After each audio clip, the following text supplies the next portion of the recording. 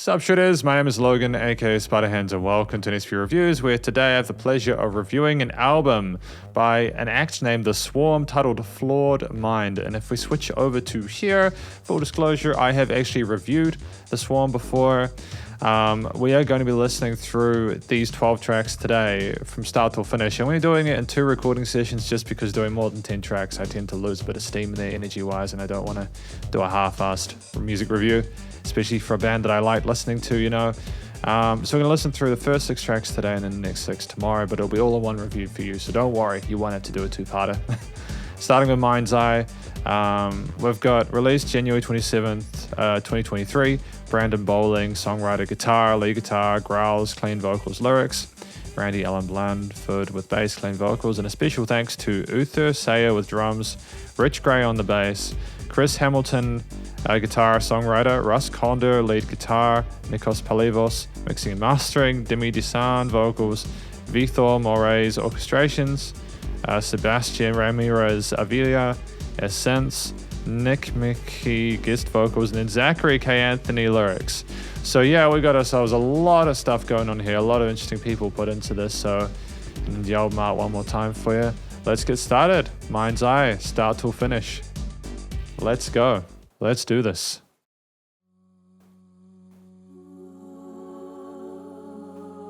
Well, lovely to have lady vocals off the top. Fantastic panning of those, nice and wide and very hemispheric.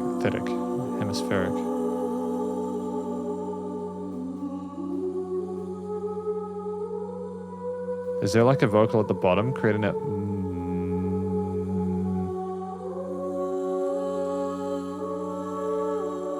Kind of reminds me of music from Bloodborne, the PS4 game. I don't know if you've ever played that, but it's a fantastic game.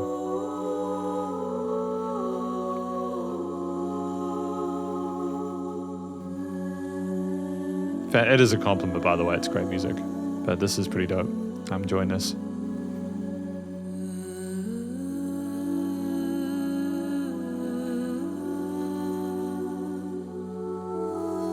Interesting use of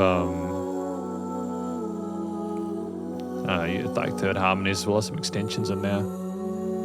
How they cascade and flow in a legato way through each other. It's great.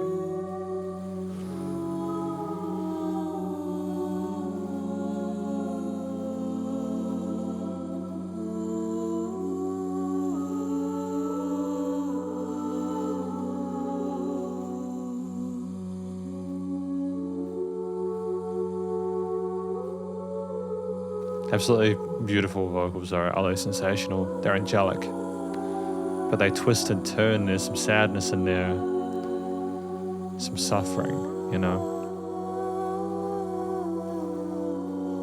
Almost a harmonic and melodic minor tone to that.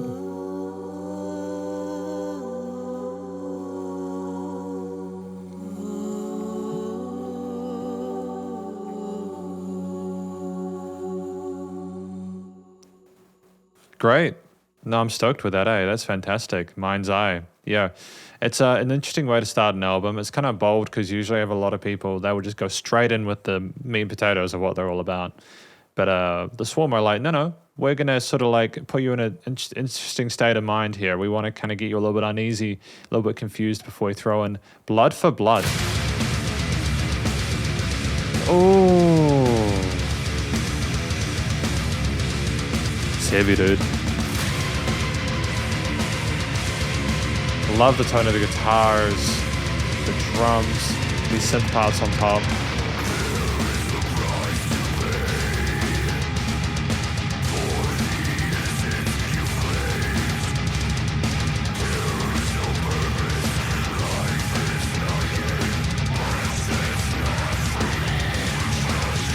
The harmonies, because not just that you've got these wonderful growled vocals, but you've got harmonies with like the higher sort of shrieking. It's excellent. It's great development there, you know.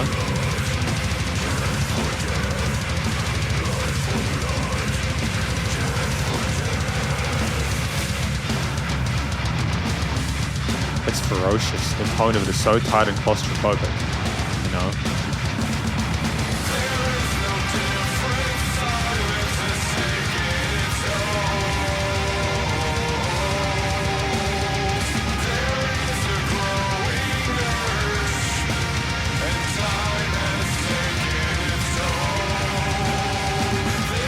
There is a growing urge and time has taken its toll.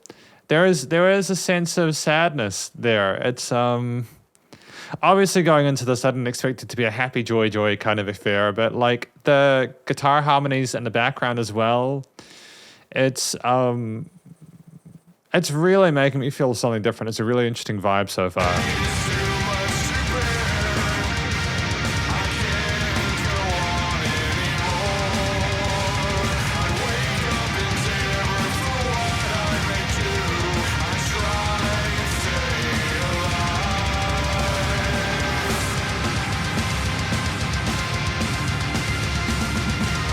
Again, the drums are just relentless. You know, those double kicks, the blast beats. And those drop tune power chords there with that really sleek distortion. The voices around the place tormenting you. And these brass elements here highlighting there's a word I'm looking for. The futility of it. The futility of resisting those feelings, those temptations.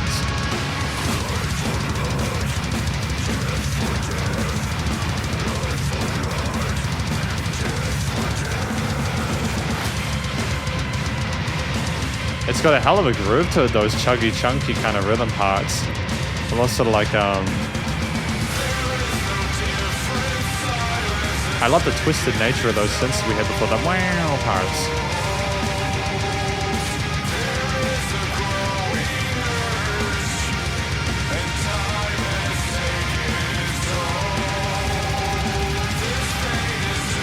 Yeah, great way of extending that.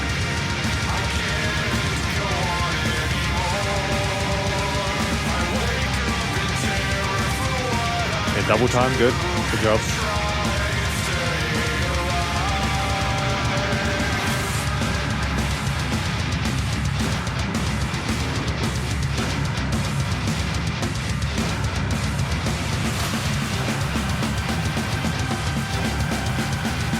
Great way of building up towards the end. All right, I'm vibing with that. On that bass.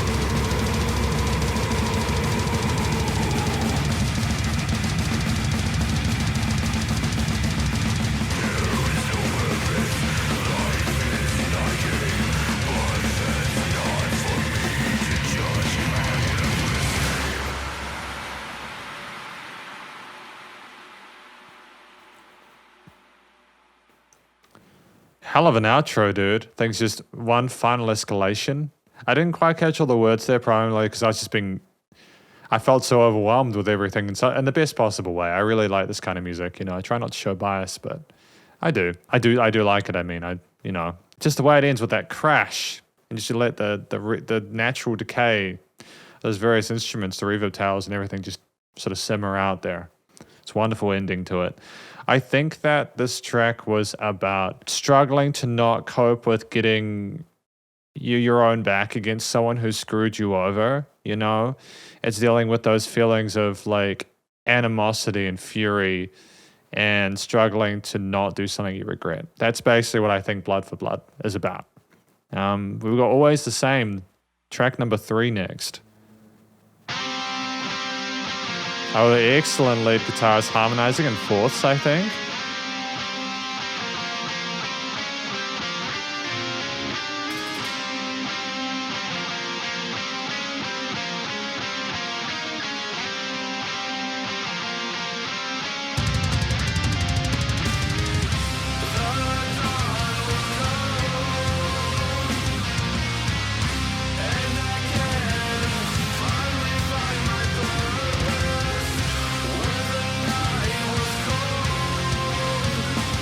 I really like his clean vocals, by the way. There's some really beautiful melodies here, and he's got this nice sort of sheen to his voice that really suits and finds himself a presence among the rest of the arrangement.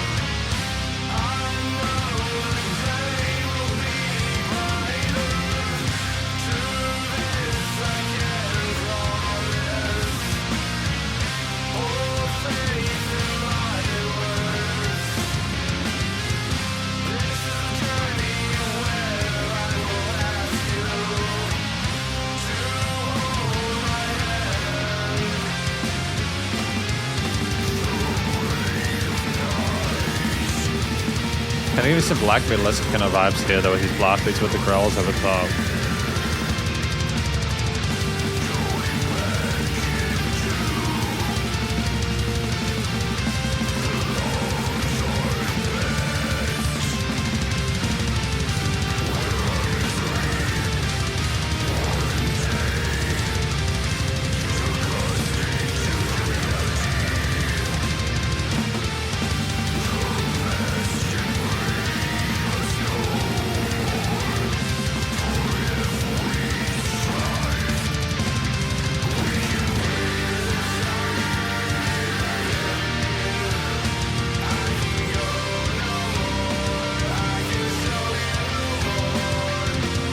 I can show you more. I want to get more of a feeling of the lyrics, but I'm also trying not to sort of step away too much from the rest of the track because that's obviously just as important. It's just, you know, the drumming is so spectacular. I love how tight we go between these blast beat sort of fill sections and like the way we kind of simmer down to match the feel of the vocals as well as everything else is very appropriate. Not to mention the guitar playing and the drums with the more lead focus on this one. That's excellent, really pretty.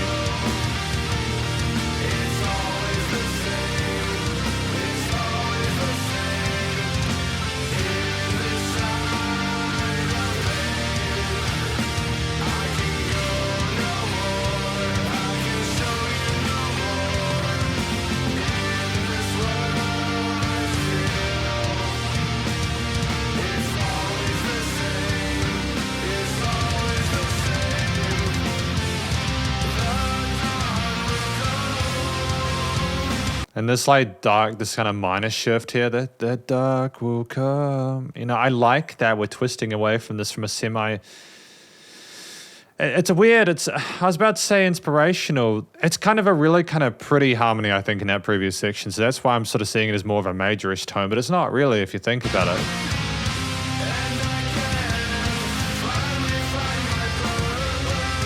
Finally find my purpose.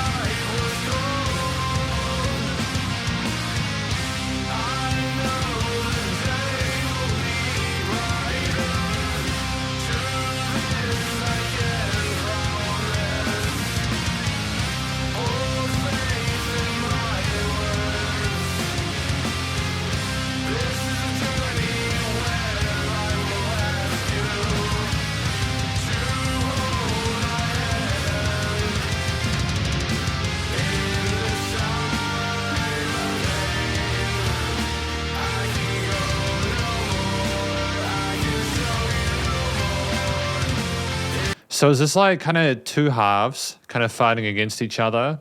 The conversation between going from like the light to the dark. Feelings of positivity only to be crushed by the reality of what's in your own head.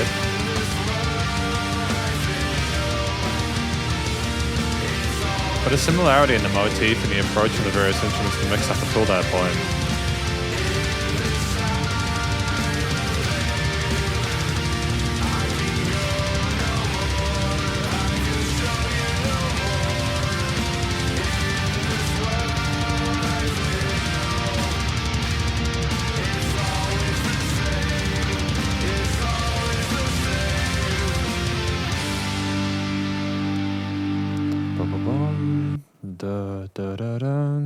Yeah, so we are rolling with triads in that part there.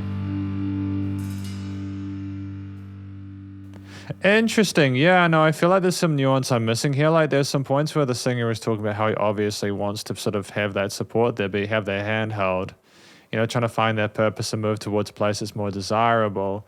But then it's also like, I can show you no more or something like that. It's always the same. It's just that twisting, that writhing, going between to and fro, trying to find it and then taking a step back kind of vibe, I think, as well. I like that the accompaniment from like the guitars, bass and drums, they did sort of try and match what was going on with the storytelling, as I think I mentioned earlier there. It was loud for most of it.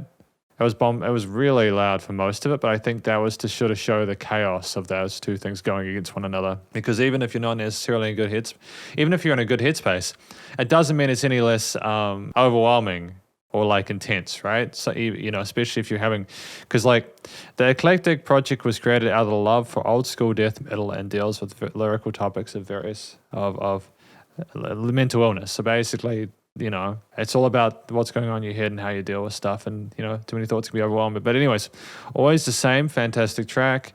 We've also got Faceless Faces, track number 4. It's a little bit more chromatic and semitonal. That shift there. Oh, yeah.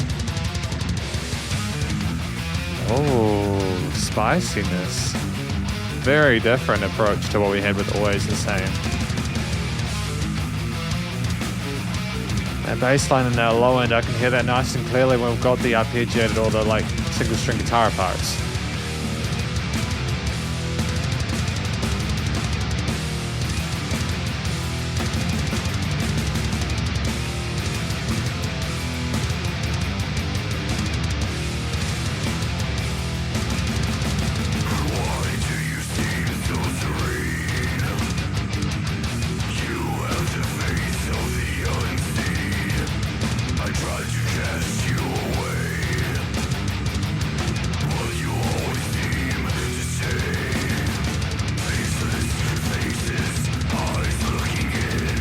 A lot less coloration in this one. A lot more of a focus on the bass drum and sort of distorted elements here.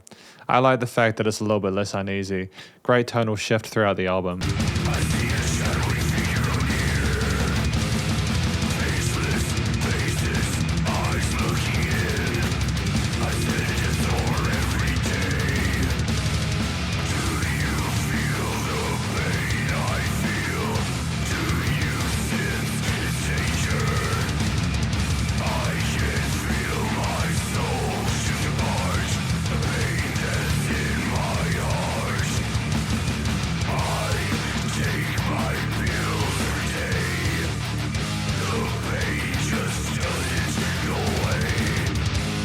So is this like Faceless Faces? Is it not being able to relate to people, even if they take the medication? It's not being able to sort of form connections and stuff like that?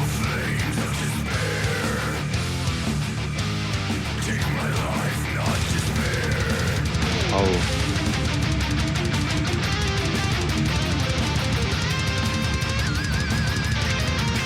Oh, Spices is a little guitar solo here. We haven't really had much of that so far, but I'm glad to have it, you know?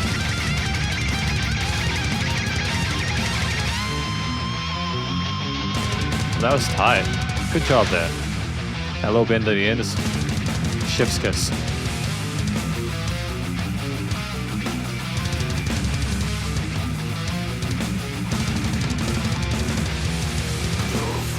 Yeah, wonderful variety in the different grooves on the percussion, as I mentioned before. I can't get over how appropriate everything is.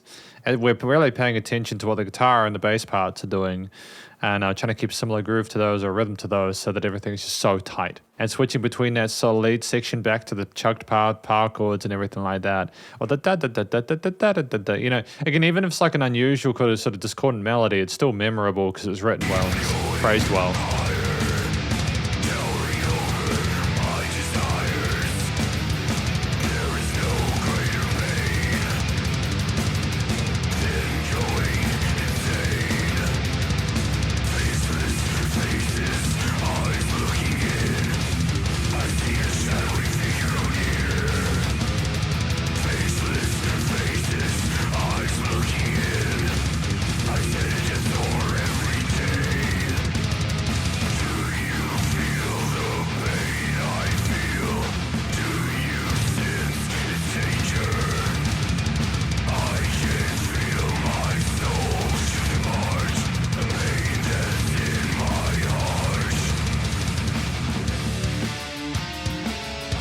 Do you feel the pain I feel? Do you sense the danger? It really just sounds like this is someone saying, yo, you really don't want to, you know, can you sympathize with me? Because if you can't, you're in for a rough ride. Like, do you understand that trying to get too close might result in some serious troubles? Nice work just on the guitars and the drums as well. It's so airy and hollow sounding. Almost like the souls left the building and there's just a carcass left behind.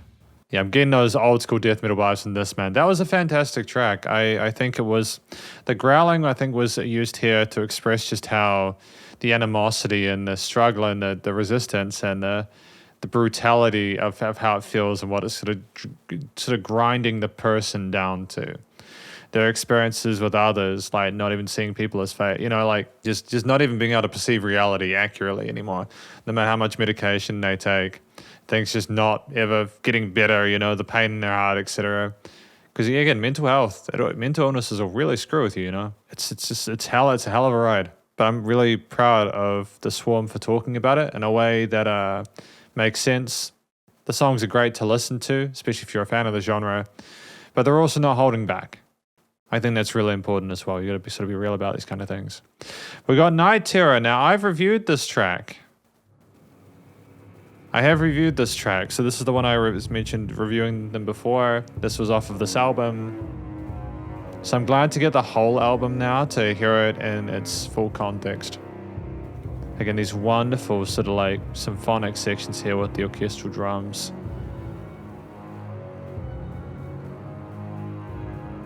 I remember saying it was one of my favorite tracks I've reviewed in a very, very long time, and I meant that. Phenomenal dynamic range to this.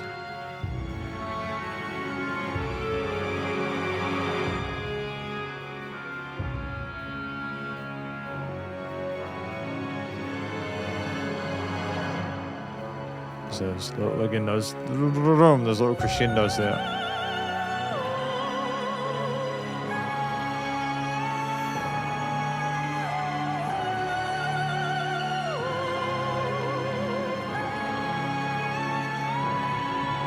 Those sopranos are wonderful.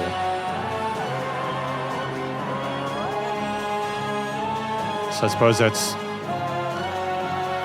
fantastic harmonies between the male and female singers, dude. Wonderful. Yeah. Oh yeah. Oh, there we go. Yep, that's it, buddy. Yeah, I fondly remember this.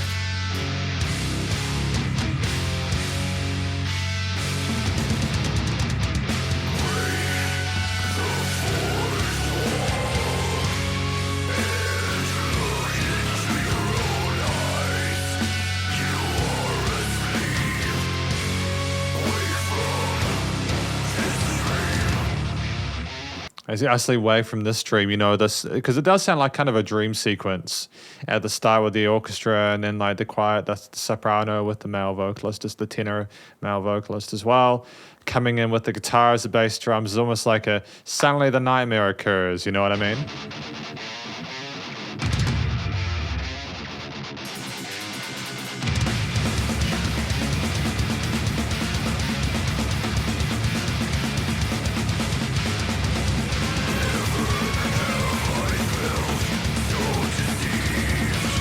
Yeah, fantastic use of those strings on the side. I really appreciated that. Would have been heavy enough without the guitars and stuff like that. With the guitars and stuff, but having those strings on top adds a bit of anarchy to it, in a sense it's chaos.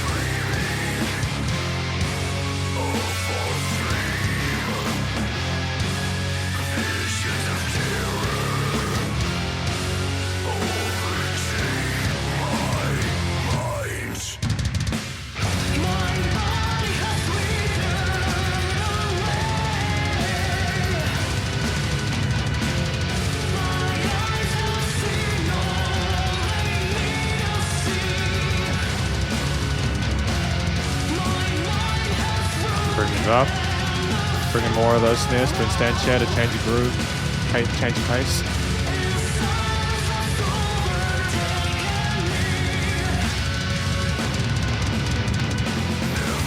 The ferocity, the ferocity of that drum fill, that is incredible. Like, as someone who I do play the drums, and I know how difficult that is, it's wonderful. We got ourselves some fantastic musicians in this group,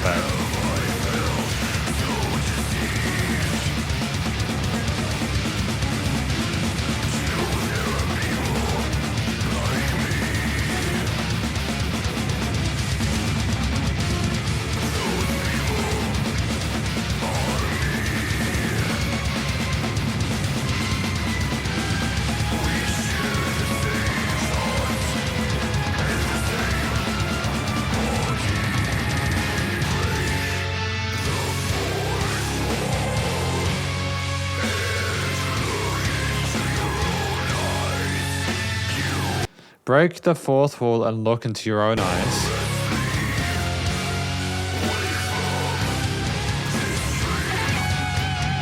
Okay, I'm liking there are more lead guitar sections in this album as we go along. Not just because he's a great player, but also because we're used to the sound of the drums and the rhythm parts, and now the orchestra as well, although there's been more elaboration on that within this track.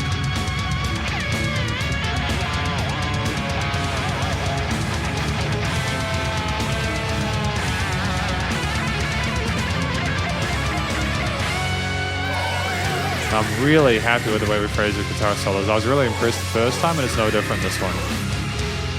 Nice.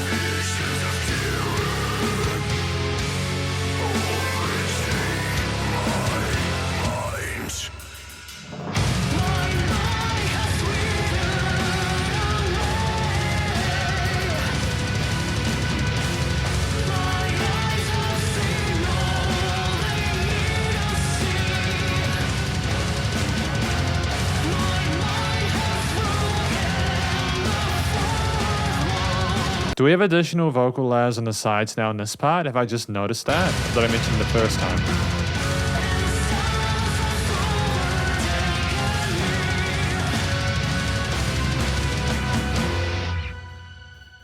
Fantastic work just having that one string part just kind of fade us out. No, I feel the same about this track as I did before, but I think it's just nice to listen to it a little bit more casually. Like, I'm still reviewing it, you know, I'm still professionally reviewing it, but at the same time, just not being as surprised allows me to not get so taken away by things and allows me to sort of see it more in a clearer sort of perspective.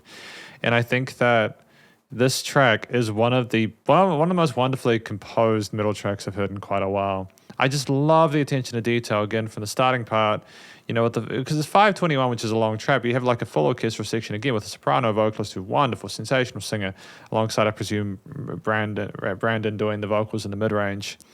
Or Randy. Okay, sorry, hang on. Sorry, to correct myself. I was confused there. So Brandon is doing the growls and Randy is doing the clean vocals. Cool, sorry, I caught myself. So if you've been sitting here watching this going, this isn't the clean vocals, this guy is the clean vocals. I know now. Sorry, I just misread that, I apologize. So that's okay, that's my bad. But yeah, I'm just glad I caught that before the end. But yeah, no, Randy's clean vocals suit this magnificently. Oh no, hang on, just to confuse things, I wasn't incorrect. Brandon and Randy do clean vocals. The plot thickens, so we've got two clean vocalists. I'm not sure who's doing what, but it's okay. It's okay. Look, to clarify, both Brandon and Randy are doing clean vocals. It's good. But yeah, I just think, you know, we had the orchestral section with the vocals at the start and then guitar, bass, drums, the things we're familiar with. And I think part of why I really appreciate having Night Terror as the single was that it just had everything you wanted. It was so huge sounding off the bat. It was so multi-layered and wonderfully textured that you have little bits of it beforehand. Like in Mind's Eye, we had a focus on the vocals primarily. But we also had it just gives you everything in one single and makes it so fun to listen to a long form track. And you're like, oh, most of these are shorter. If they're the same quality, this is going to be like eating popcorn, right? We've got Flawed Mind, which is 9:44. So that's going to be a big chunky boy. But we'll get to that probably in the next listening section, which will again be part of this review. It's just, yeah. It's excellent, dude.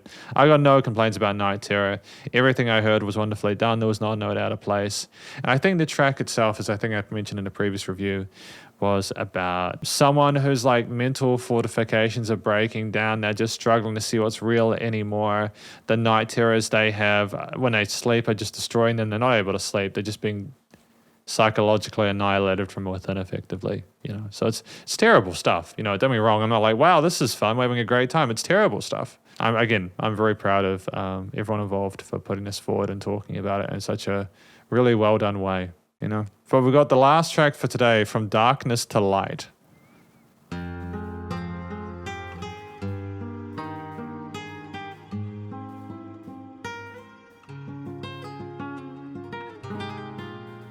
The flamenco guitar, the steel string.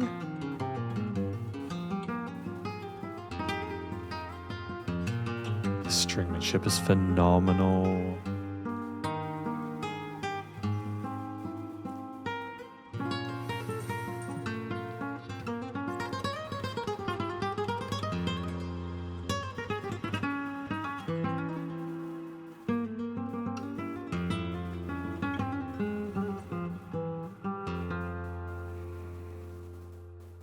But that was phenomenal. Like, we went on such an emotional roller coaster throughout that track. There's almost as much stuff within that 49 seconds as there is in the last few tracks we listened to. Like, we didn't just stick to a simple kind of chord progression there or like a sort of a bass line or melody there. We really showed off how well we could do that fingerstyle guitar stuff. But more importantly, we made it so that even though we were showing how technically competent we were, it was really interesting to listen to, and there were little peaks and troughs and stuff like that, and little notes that were sort of like not part of the sort of scale shape or a little bit unusual.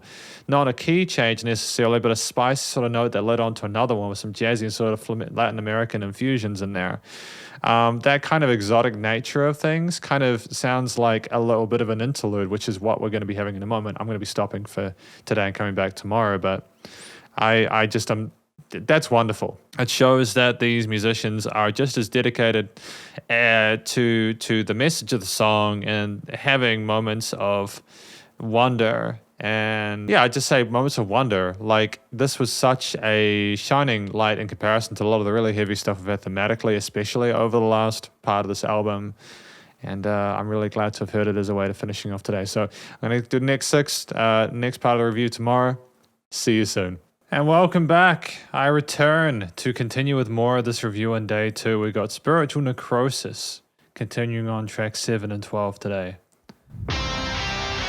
Oh, instantly back with that darkness there, this really spooky vibes. I love the sizzle on the distortion. It's stuff I probably talked about yesterday, but early in the review, but just the sludginess and the weight of it is massive, you know?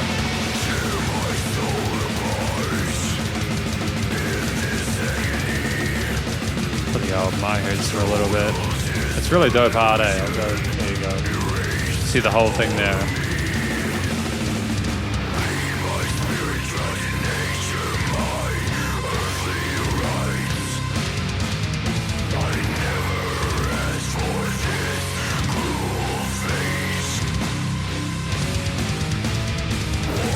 I like that line, I never asked for this cruel fate. With the growling, it sounds like even though someone is struggling and so frustrated, they still have the awareness to know that they never could have asked for it, that they don't deserve it.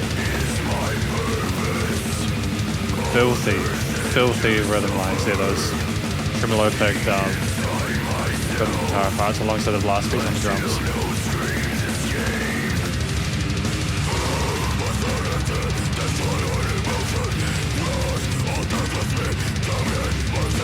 Are there some bells in the background? There are. Tremendous intensity to it from these elements here. A wall of sound, basically.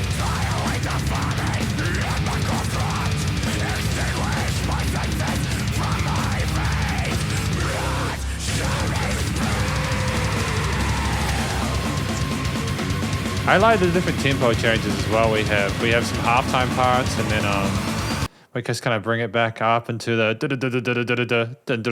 dun.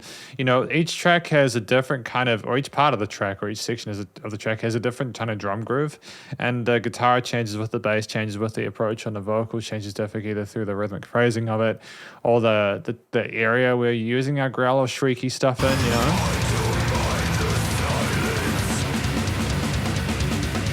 Even if it's chaotic and like chaotic tech, it's still really fantastic to listen to. Can't deny it's not interesting, you know?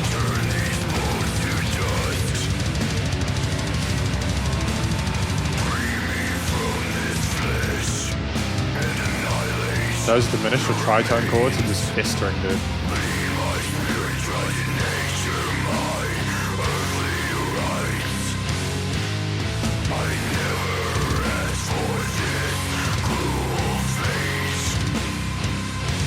Spiritual Necrosis, is this about the soul dying within him? Contemplating that area of things? Well, there you go, the answer to that, didn't it?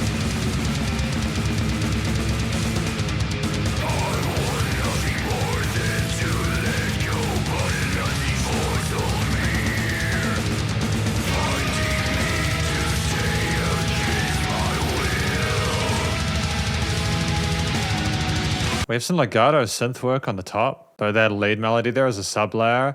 It's up an octave from that. It's stunning how eerie it makes it sound.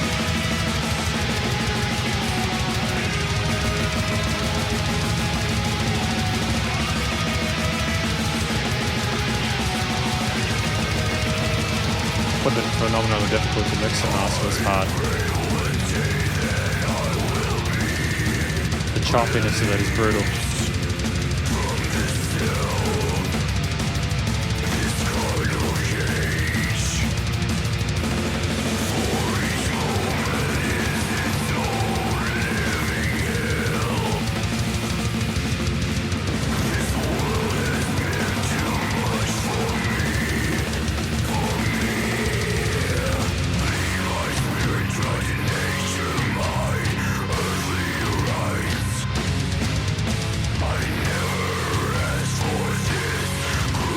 There's like these little squealy sort of synths as well, like these alarm sounds, like wow, that pitch shifting there, that oscillation there, it's brutal, dude.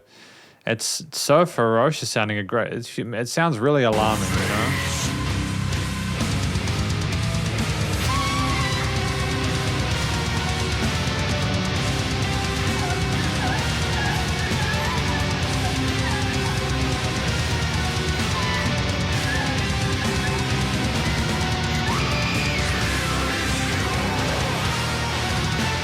Screaming of that woman is just, it's horrifying, dude.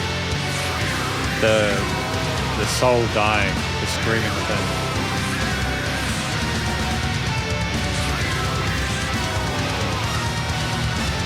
And the strings on top, a bit of accents on the higher end of those quartets. Nice. Really cool sounding track, pretty subscription price, you know?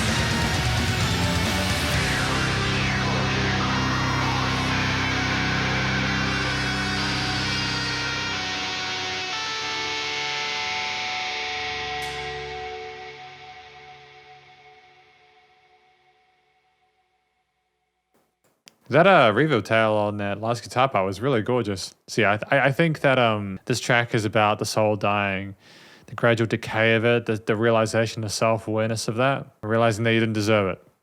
Oh yeah, we got Dragons and Mystic Soul, track number 8 though.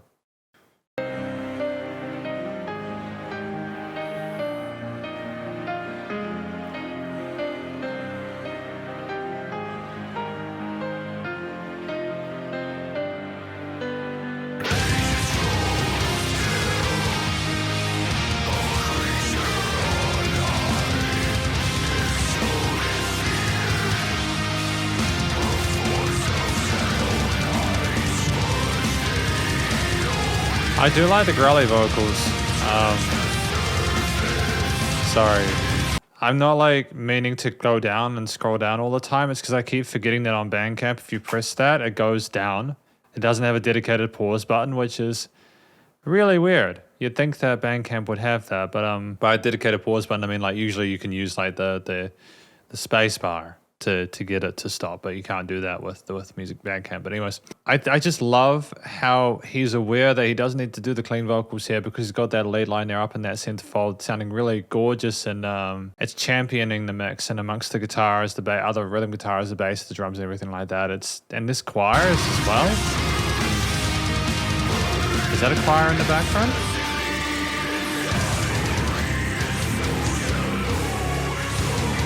Yeah, so it's similarly toned to the rest of the previous one.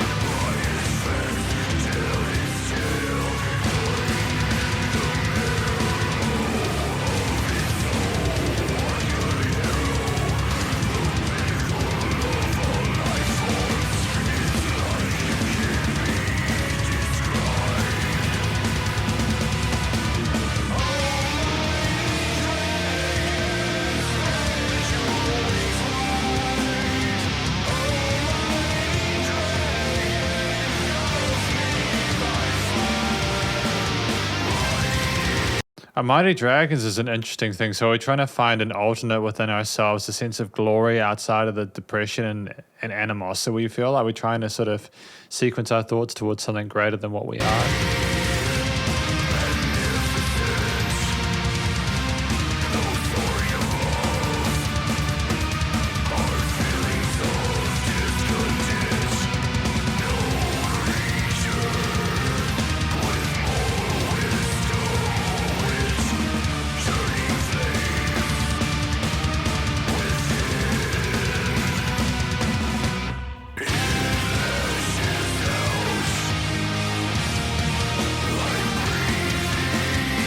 Kind of gives me some Arch Enemy vibes at this point.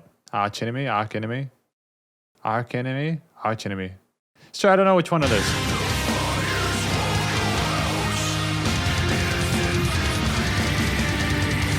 The reason I mention the Arch Enemy vibes is simply because of these lead lines. The Arch Enemy is a band, they love having the lead lines on top of the really ferocious drums or the really guitars or anything like that. They have a very melodic kind of vibe to them. And they know the power of a catchy melody. And even amongst this really sort of intense, really brutal metal here, I think that there's still a place for that to be a little more uplifting, you know, to balance it out.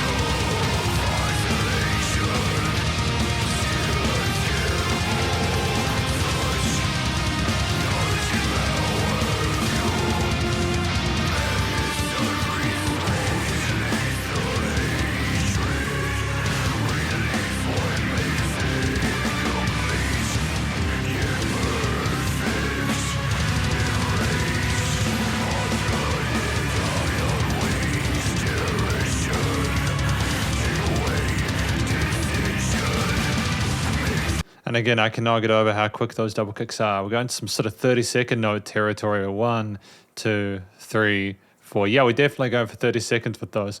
Again, the percussion is spectacular. You know, the guitar bass and everything else, the folk elements, the vocals are fantastic. But shout out on that dexterity there, that efficiency.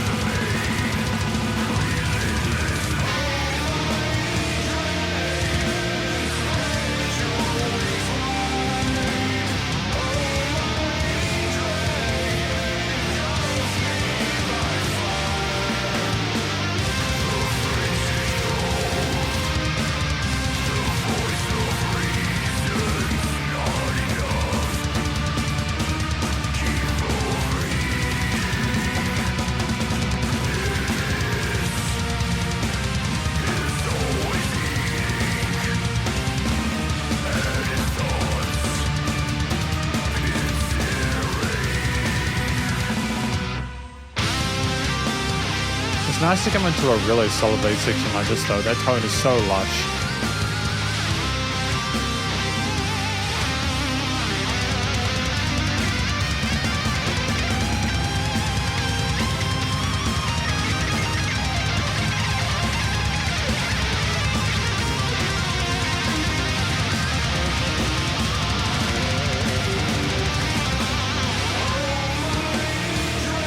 I'm not a massive fan how we transitioned into that. I'm not sure. I don't like how we moved right into that section there.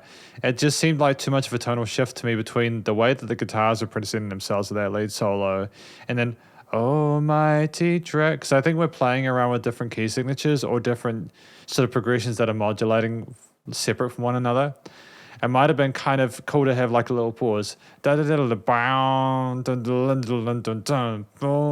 to have like a couple of bars in between, or a bar in between, just to let things kind of sizzle down a little bit before that final chorus. It's just a subjective thing, just because I feel like they could have used a bit of time between those two just to kind of give them a point to settle. Because like the hooks are massive, you know?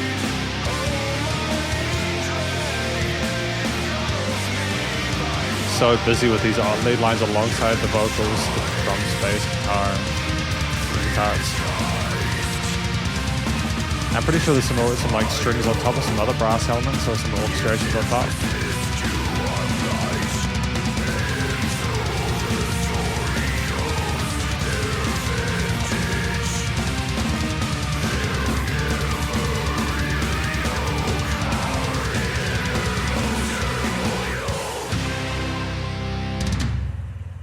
Awesome.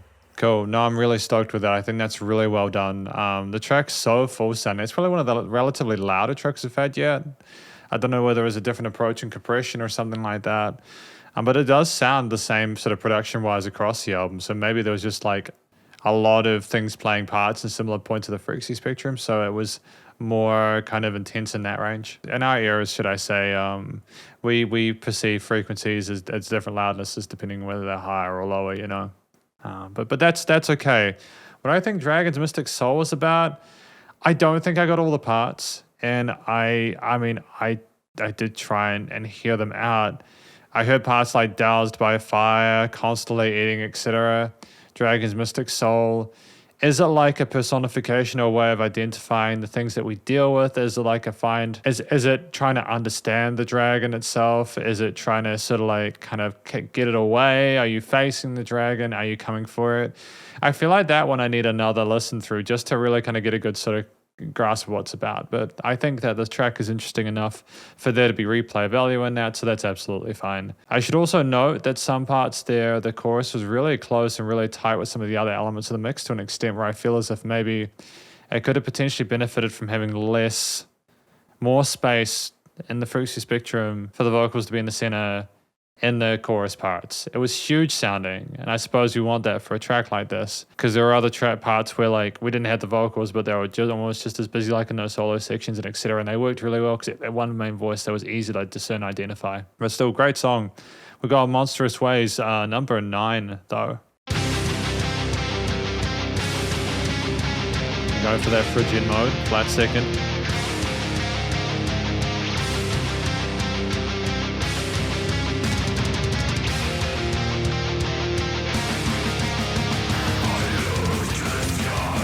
Oh, galloping.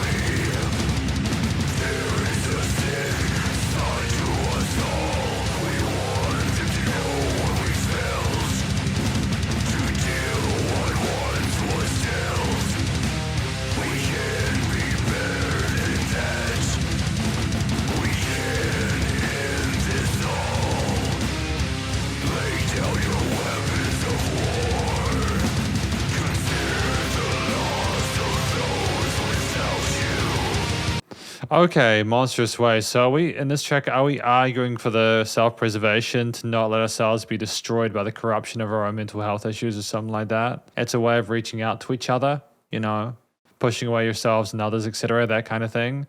I like the fact that we've got the galloping on the drums because it instantiates a feeling of pace and like as if you don't have a lot of time to make these really important decisions, you know. The palm muted sort of string skip parts on the guitar were nice touch and made a lot of sense with those more elevated drum parts there. And the nice change between the cleans and vocals as well. Great variation there, both tonally and in the frequency spectrum. On the stereo field, I mean, both.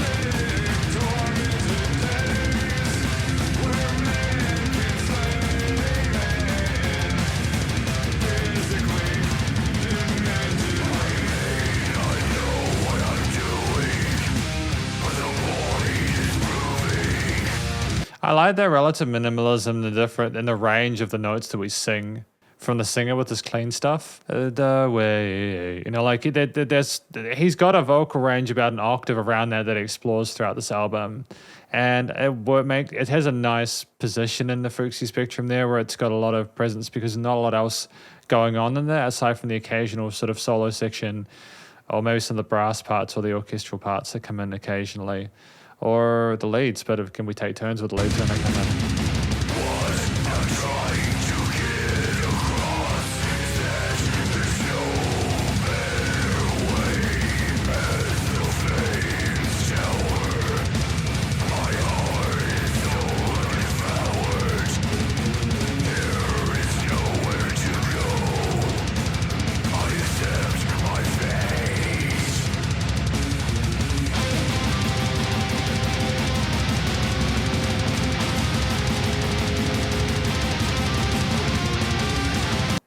Hang on, I want to listen back to that last bit just because I was vibing to it, and that's the most dangerous thing. Your brain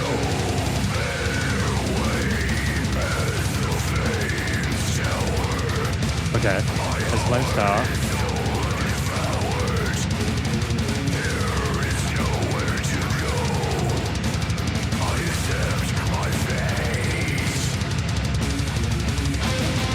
I see my fate. So like we were talking about the dragon before, right? We had the dragon going there. And then I think after what happened with the Mystic Dragon Soul and being devoured, they just feel as if they haven't got another option, right? Great use of those dissonant flat second intervals there with the guitar parts in the lead. It makes sense with him feeling like he's got nowhere to go. Paints a really good picture.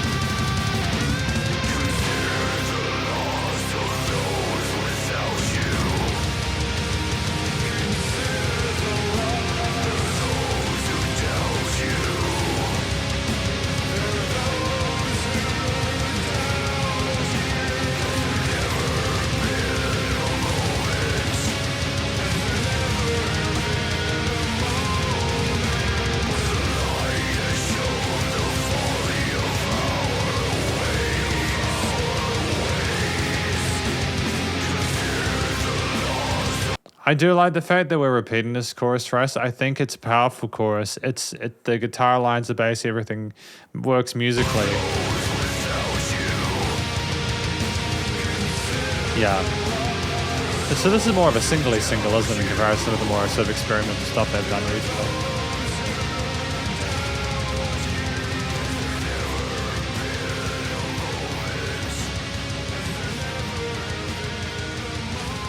Really classy way to do a fade out. I'm really happy with that.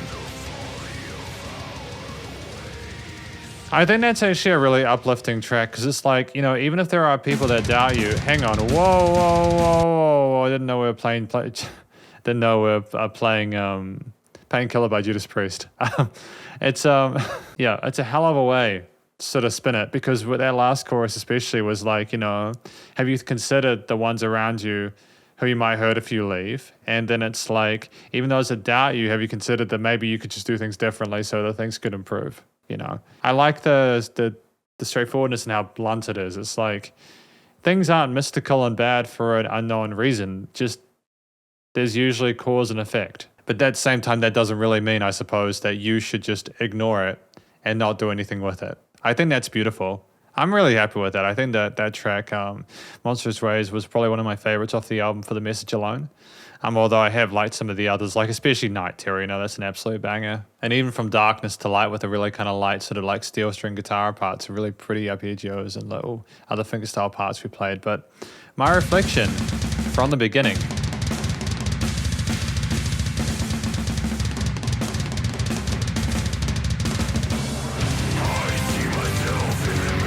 Hell of a drum solo. I think that was 16th triplets. I think 1, 2, 3, 4. Yeah, those 16th triplets. Yep. That was great. Yep. Lovely and tight.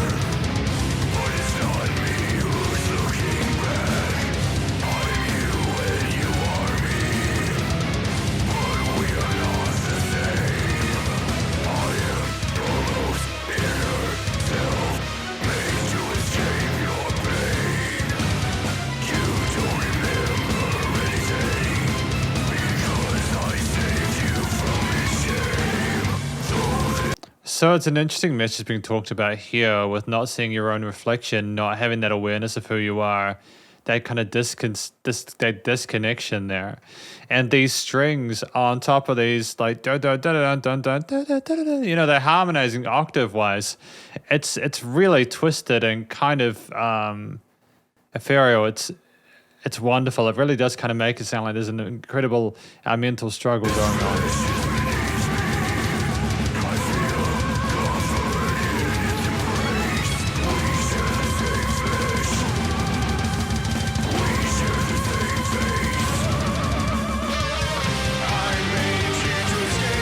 Okay, they're coming in together, that's cool.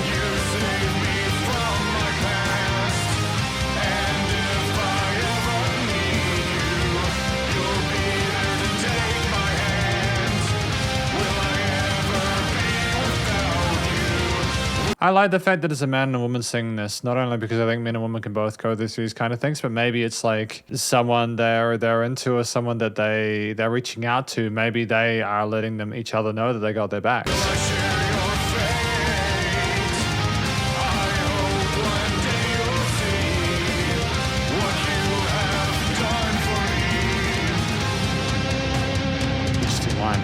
Maybe one day we'll see what you've done for me.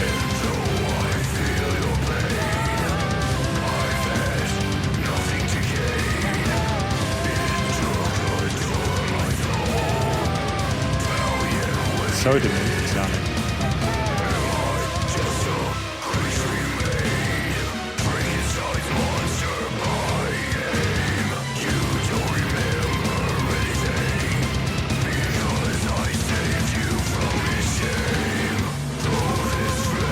Hang on. What Frankenstein's monster? What? Hang on a minute. Am I misinterpreting this completely? My reflection, is this someone who's twisted his mind? And like he's looking at them like they don't recognize them or something like that?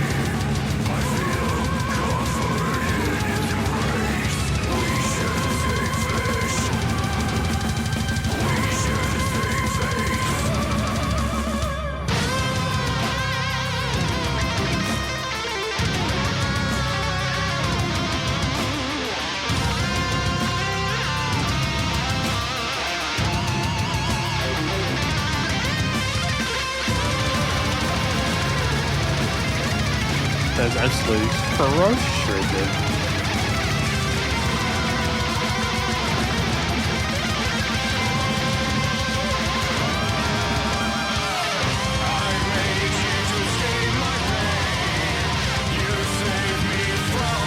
Okay, that was a reasonably clean entrance out of that solo. That wow in the middle of that like chorus line. Maybe we could have like faded that out or something like that, but it's cool if we wanted to include that as well.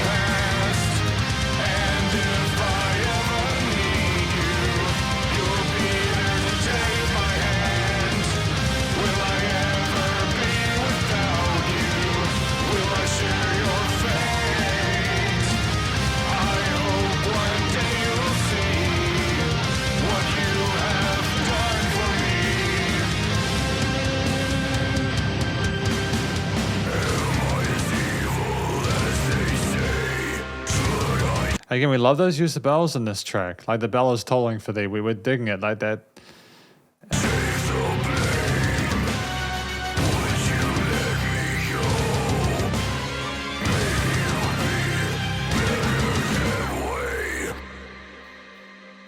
Oh, so we're living with an open-ended question. Maybe it would be better if I wasn't here. Is it like about codependency or something like that? I'm not sure, but it was wonderfully luscious and well illustrated there. The chord progressions are interesting predominantly because we're not just sticking with traditional major and minor triads. You know, like I think part of the power of it is that we don't just simply have someone going, oh yeah, no, I'm just going to go like 1, 5, 6, 4 or any of the minor equivalent. We're comfortable using semitones and chromatics, working outside the key signatures or scale shapes who are instantiated there. And it just adds to an added sense of danger there and risk because it does not sound typical. And the fact that we're kind of solidifying it by putting these sort of brass elements or sort of string elements on top and accenting them. And then we've got the lady doing like harmonies of herself going, oh, going down in tritones, harmonizing with it. It's absolutely twisted, but I adore it. I think when you think about what they're discussing, it makes a lot of sense there to write like that. It's part of why I love like metal especially and stuff like that is you get some real kind of freeform originality there simply by not having as many of those boundaries to kind of worry about. But we've got Flawed Mind here. Track number 11. It's 9 minutes 44, so it's a bit of a long one, but that's okay. What are we going to use this 9:44 for?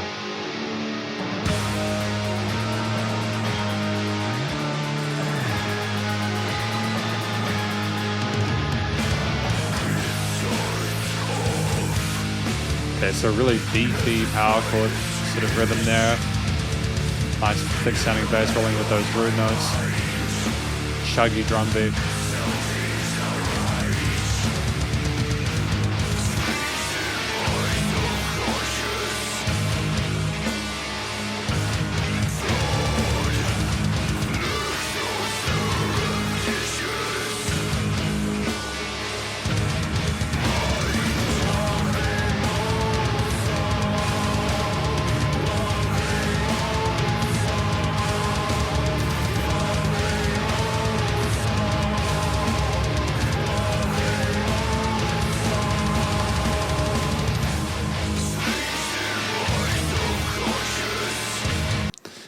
Just a minute. Cool, I just wanted to like get some extra aircon here. It's like 30 degrees here today. Celsius, I mean. Though to be fair, it could be the spiciness of these riffs, man.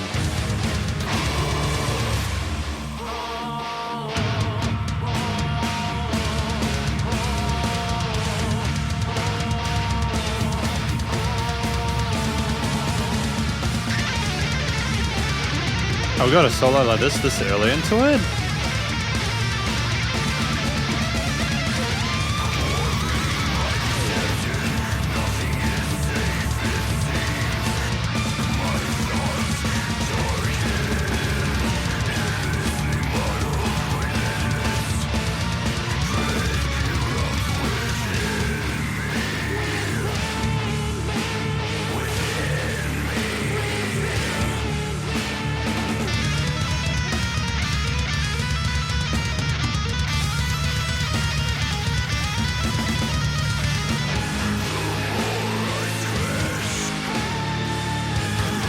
I wonder why those lady vocals are a little bit quieter as a sub layer. I feel like they could have potentially been put up like maybe like a dB or something like that and still been just as impactful. I could be wrong though, you know.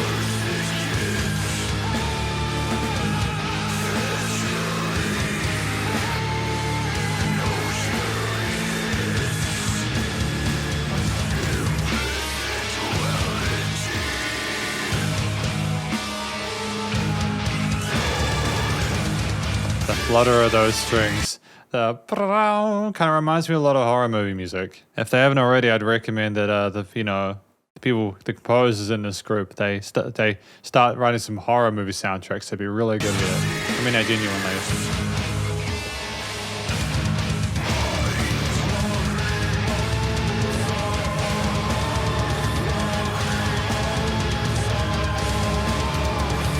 Lacrimosa.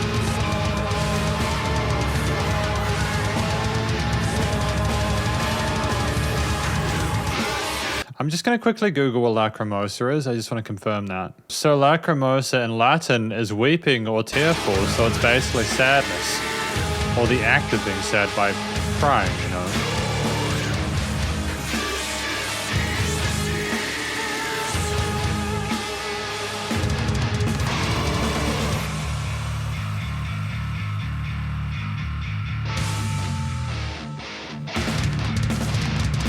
It's kind of crazy how like subtle that bass tone is when you cut everything out of the mix. It's just so thick and boisterous there. It's wonderful. Whoever put that tone in, man, deserves a medal. That is a fantastic bass tone.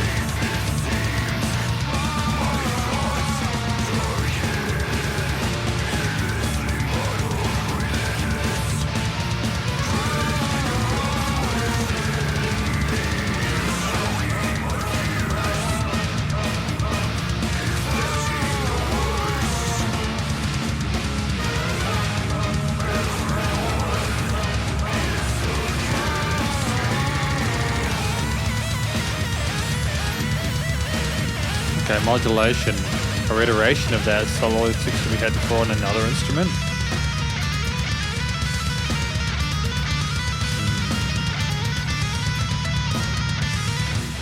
So this is like a psychotic break or like an episode that we're having here, just the extension of it.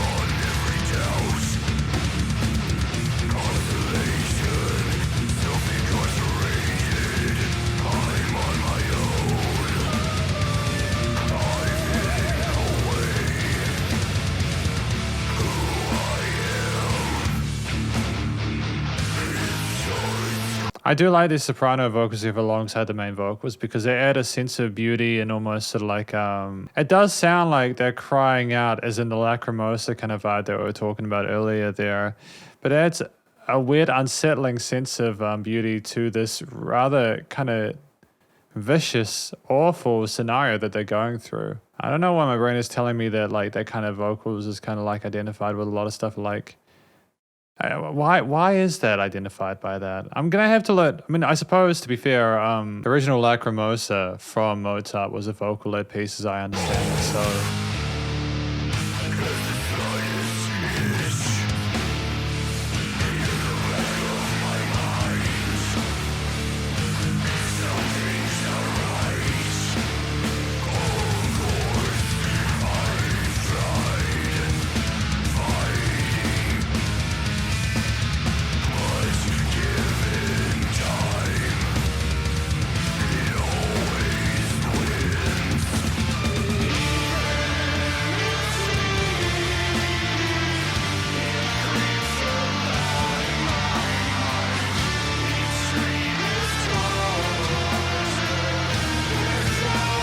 that look there, that's glorious, unsettling but glorious.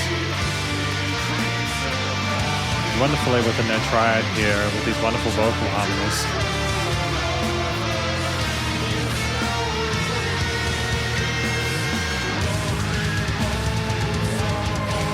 That was a smooth transition back into Lacrimosa there. We had the clean vocals, and so bringing it back in was like, oh, even if we've got some fairly big change there into the coloration of the backing, it's fine here, you know. There's context where there's continuing sort of textures.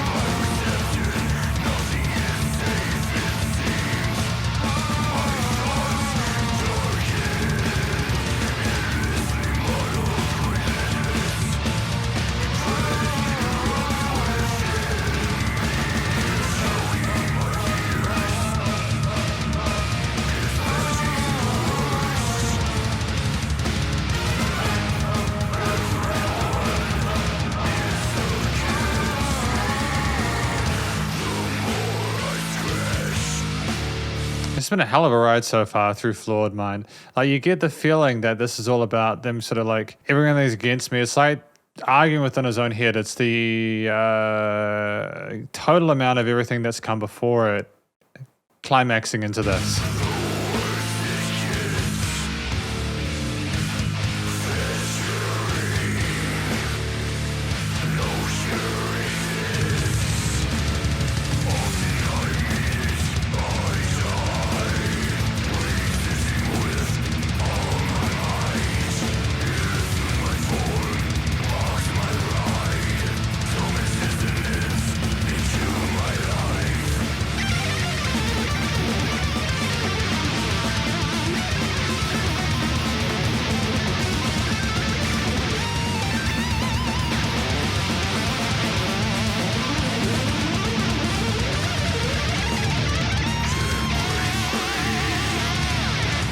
I mean, like, this is the style of genre of music you want to use that kind of that incredibly quick playing for.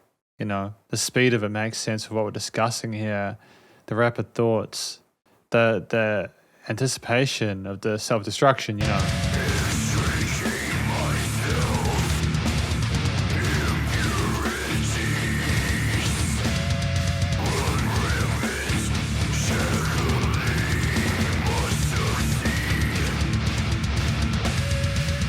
You just got some simple punch harmonics now. Almost bringing it down a little bit at this point.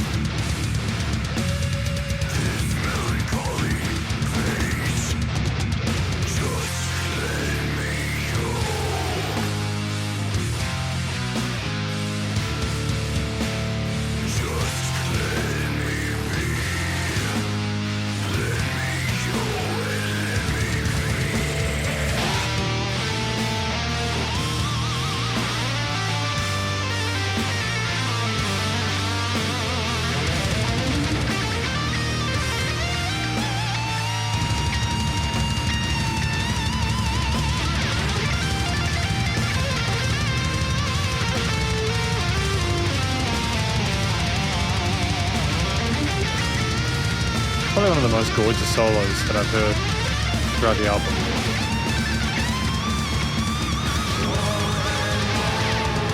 Yeah, no.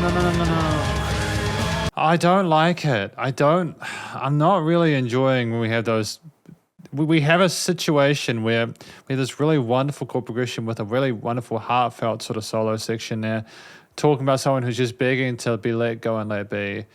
And then it goes back into Lacrimosa. I feel like we need to kind of just bring that feel down to a halftime or something like that. I think that needs to occur because if you just change the groove, you're kind of having two chords bash against each other at the same pace. You could have potentially had it just finish. Did we need to have Lacrimosa at the end at all? Why did we have that beautiful solo section before the final part? As if saying is that it didn't even matter if we wanted to have the gorgeous thought of freedom. We're really kind of sticking to our guns with this being the final theme, eh? Especially going into Peace of Mind, I assume there might be some like a revelation from that. Is there like an uplift?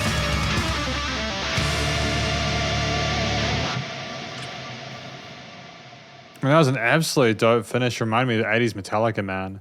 Wonderful finish there. The harmonized guitars with the impressive reverb tail on it, the drums, everything go bow. You know, it was great finish. I just don't know if we need that last Lacrimosa. The track was already 9 minutes. I don't know. I guess if we wanted that to be the final message people remembered, but then why did we go from Lacrimosa into a bow? Is it to say that's just the book's closed and things are never going to improve? But I suppose so. It's interesting. Peace of Mind though, track number 12.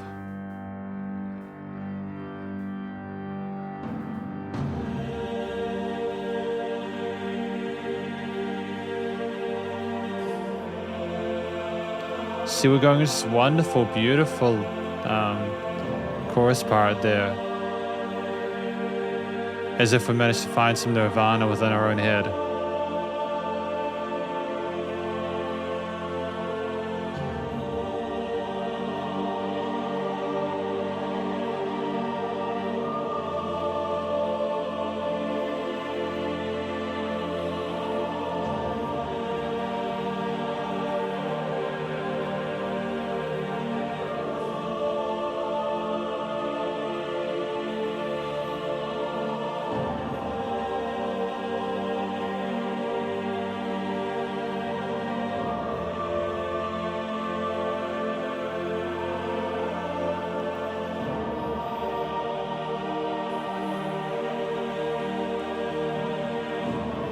I think this is supposed to be a reprieve from what we've had earlier. All of the heaviness, the intensity.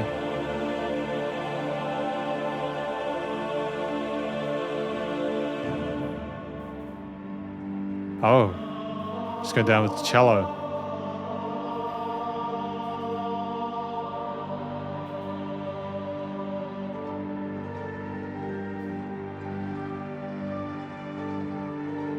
I suppose having a happy ending would have been a bit cheesy, wouldn't it? You know? Even if you have peace of mind, how long is that going to last?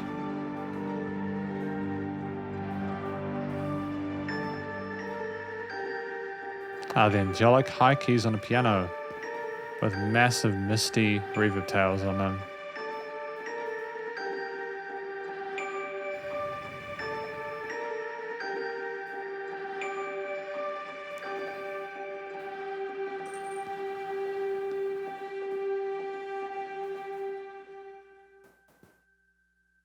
Thoroughly stoked with that. It's a really good finish. Really good finish. Really strong finish to this album, The Flawed Mind by The Swarm. Because this is my conclusion of my review of this album, Flawed Mind by The Swarm. All 12 tracks have been reviewed and listened through in entirety. Hopefully you enjoyed listening to these tracks as much as I have. There may have been some uncomfortable moments due to the music making me patently uncomfortable, but that's okay. That's, you know, when you have an album like this, which is, again, I think it's about the different struggles people go through with mental health issues and psychological imbalances and all that kind of stuff. Like Blood for Blood being about, you know, struggling with getting revenge against someone who slights you. Night Terrors, struggles of falling asleep and not wanting to sleep but needing to sleep and the sort of difficulties with that. You know, spiritual necrosis, feeling like your soul is dying, you know, monstrous ways. You know, the sin of wanting to sort of commit suicide, but then like knowing how it will affect you, but also that you're not perfect. You have to just cope with the fact that things are never always black or white, often they're gray. My reflection, not even recognizing yourself, the person within being different, recognizing that there's two sides to you and that maybe the best one needs to win and it's not the one that's currently in control. There's lots of themes that are discussed within this, and I think they were all handled eloquently, maturely, in a way that was interesting to listen to and I think the storytelling was solid, and I'm just really happy with how they were delivered. The lyrics, especially when we had the vocalists, you know, there was, again, we had with clean vocals, and we had growlies, and we had lady clean vocals as well as main clean vocals, and some shrieking as well. We had all sorts of vocal techniques in here, and I think we nailed every single one of them. I don't think there was a weak spot in that regard. I think that the growls were obviously well polished, great vocal technique there, very visceral sounding. Didn't sound like it was causing them any pain or anything like that, which is really important with the growly, kind of rougher, sort of vocal fry-esque kind of stuff. Same with the shrieks, you know, when they came in, they were more occasional. But I think that they were a good choice there because it was a nice sort of contrast to what we'd had previously with the low-end sort of guttural ones. And they were primarily found around a lot of the tracks off of this album. But of course, we did have clean male vocals as well, very comfortable, and I like our like mid-range there for the chorus parts and other bits, as well as some sort of accented verse parts occasionally. I think that was gorgeous. I think that there were tracks in here that just needed to have a bit more coloration in the vocal side of things to sort of like eke out more from the lack of it in like the guitars or the bass or the drums, for example, especially with the downtuned power chordal stuff. I will also note though that there were tracks like, again, not Spiritual No Closest, but from Darkness to Light, where we didn't have any vocals, and that was a good thing, because I just think having vocals in a 49-second track allow the guitar to sing, allow the guitar to speak its own truth, and they absolutely did that. It was phenomenal. You know, From Darkness to Light was probably one of my favorite tracks, primarily because of the simplicity of it. We're not quite into the accompaniment part of things here, or the arrangement part, so we'll get there in a second, but effectively we had a wonderful sort of like synergy or chemistry between the various vocalists in the mix. You know, we had the lady vocals there, and obviously in a higher frequency than the guy one, like an octave apart, but then we also had sort of like almost like head voices, kind of soprano, really high notes, especially in parts like Mind's Eye, where I think they were the lady vocals, and Peace of Mind at the end where there were the male vocals there. Now creating sort of like a cappella bits, and it was a bit more twisted in Mind's Eye. Peace of Mind was sad, but it was a little more sort of like solemn and calm, as if we understood the sadness, but we were just going to continue moving forward the best that we could. At least there wasn't the anxious kind of terror that there was earlier, you know, the unknowing. But yeah, no, absolutely. There was not a single note out of place. Clearly, every single vocalist or singer in this album could sing their hearts out, and there were no points where I was like, oh, that note's weird choice. Oh, I don't like how that harmony works. And if there was a harmony that didn't sound good, it was for the purpose of accenting or accentuating the story there. You know, it was more than just going, oh, the story is that the vocals sound weird, so that's it. You've got to kind of put it in contrast or in context with everything else. And I think that we handled that really well. I mean, the tracks in this, outside of the vocals, I mean, they range from like 49 seconds to nearly 10 minutes. I think that the strength of these tracks, they stood in the sweet spot of like the 4-minute mark. A Night Terror, I would say that's like a minute plus like the main bulk of the track, which was the kind of symphonic sort of metal elements. But of course, obviously the orchestral parts with the soprano vocals, the operatic bits, and like, the intros are absolutely luscious, incredible, and it shows off their best assets. I think Night Terror was a great single to choose because it showed off a lot of what was in here, and I already kind of knew what I was walking into before even getting there. But, you know, so the tracks that I think were the strongest were in that period of 4 minutes there. We had verses and choruses and solos and like breakdowns and a little interludes and a different sort of instrumental, sort of like intro and outro bits, some fade outs occasionally. I think that, you know, Peace of Mind and Mind's Eye at 2 minute were fantastic, sort of a cappella-esque kind of parts. There were some strings there just to kind of add a bit more sort of low-end resonance there that wasn't there otherwise, to make it sound more full. They were beautiful, but they were more sort of like an aesthetic kind of hello and goodbye kind of thing.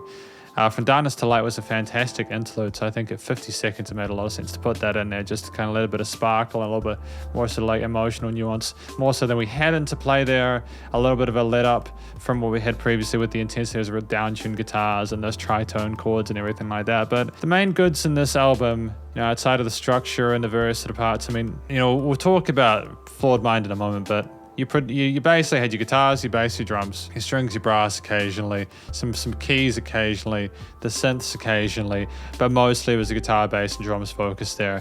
I think that was strong there. We had players who could really play their instruments. Like the guitar and drum parts were absolutely incredible.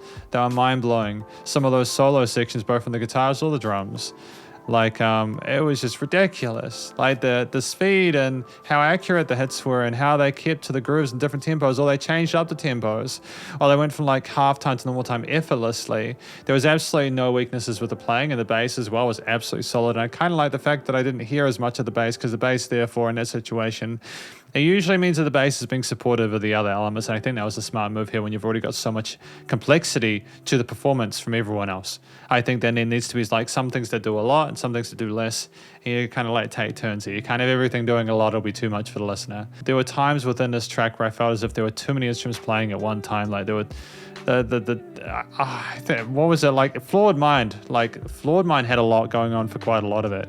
It did. At 10 minutes, and near 10 minutes, there was just one or two changes across the entire album, with one of those being in Flawed Mind, where I was like, why did we switch from that really sort of damn near perfect solo section with the way that the accompaniment and the lead were playing together into the Lacrimosa part, which sounded great on its own, don't get me wrong. It just was too sharp of a turn for me.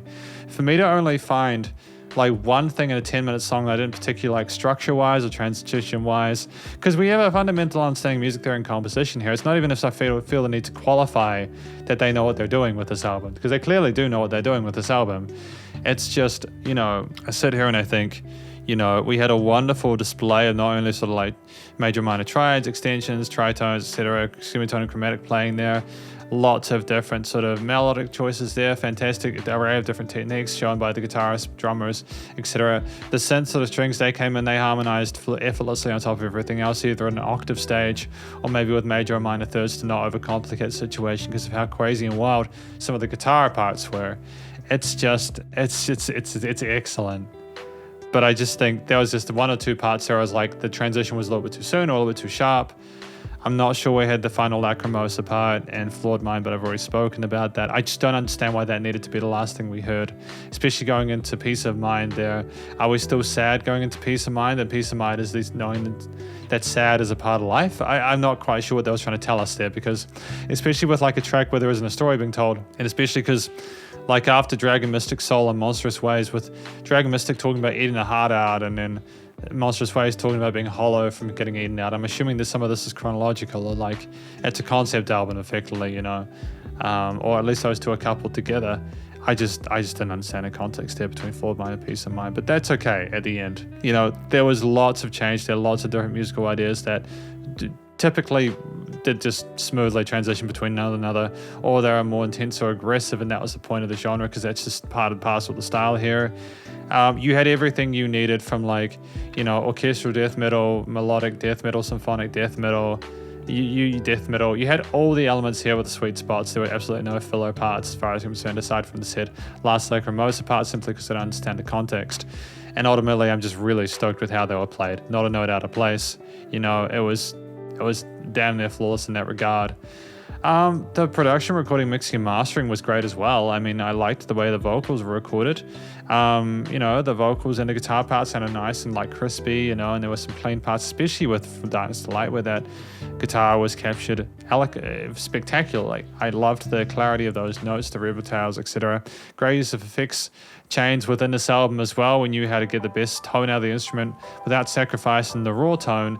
We just kind of elevated it further with adding a little bit of sparkle on top. To get the drums and the guitar to be that tight without doing too much sort of side chaining or anything like that is incredibly impressive. So I'm really happy with how the drums were leveled alongside the guitar bass, the vocals and everything else. Nice use of the stereo field as well, the things placed in different areas. Sometimes we had growlies here, sometimes we had like the side vocals panned a lot on that way, or the clean vocals panned to the sides there to kind of switch positions and keep things interesting for the listener. We had dynamic range to this as well. We'd come down for some parts, do fade ins and fade outs. There were changes in energy levels for sure, partly because from an arrangement perspective, we'd take away instruments so things got quieter by default, but also we knew into sort of like how to stack things in an accompaniment to not allow there to be too much of one sort of like frequency octave sort of covered there. So it's just, acutely we know what we're doing. There were no weird resonant frequencies in the frequency spectrum. It was nice and loud without pumping. Final comment, it managed to retain a lot of sort of more contemporary elements like the clarity of modern production without sacrificing the grittiness of it, the warmth of it, the terror of it. It sounded so genuine, heartfelt, and authentic, and I'm really proud. of what the Swarm managed to accomplish with Flawed Mind. Because this is my conclusion of my review. This is my review of Flawed Mind by the Swarm. Hopefully you enjoyed it. If you did, please go check out their various social medias and their Bandcamp page, and stay cool, stay safe, and please remember to support your local musicians and artists at this point in time, as they need the help more than ever with all the crazy stuff going on in the world. And I will catch you in the next review. Spiderhands out.